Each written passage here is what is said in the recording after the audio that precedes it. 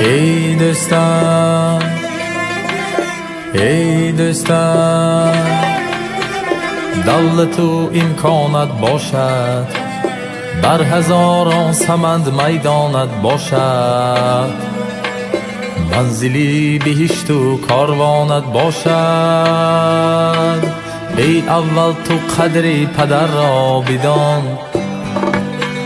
ای اول به مادر بشو مهربان.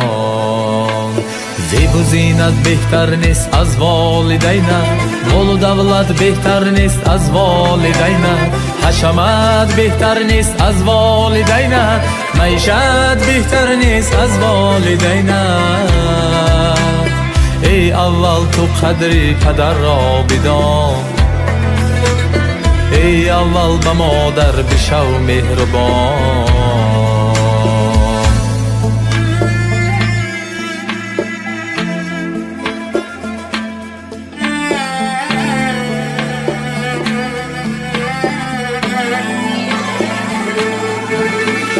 امروز با تویان هم قده دلبرها، می روند از برد گر افتی از پا. آدم شو و به اطراف کن یک نگاه، ای اول تو قدری پدر را بدان، ای اول به مادر بشو مهربان. مویهای سفیدش از بهری تو شد، آژنگیرش هم از بهری تو شد، قامتش آخر خم از بهری تو شد، چشمانش کم نور شد از بهری تو شد، قوتش هم کم شد از بهری تو شد.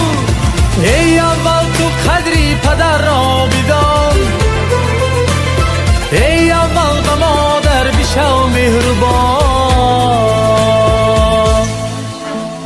ای دوستان ای دوستان، دولت و امکانت باشد، بر هزاران سمند میدانت باشد، منزلی بهشت و کاروانت باشد.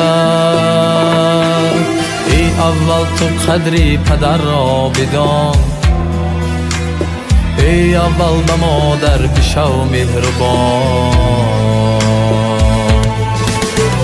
این دنیا غنیمت، این دنیا گذران، گر خدمت نکنی گردی پشیمان.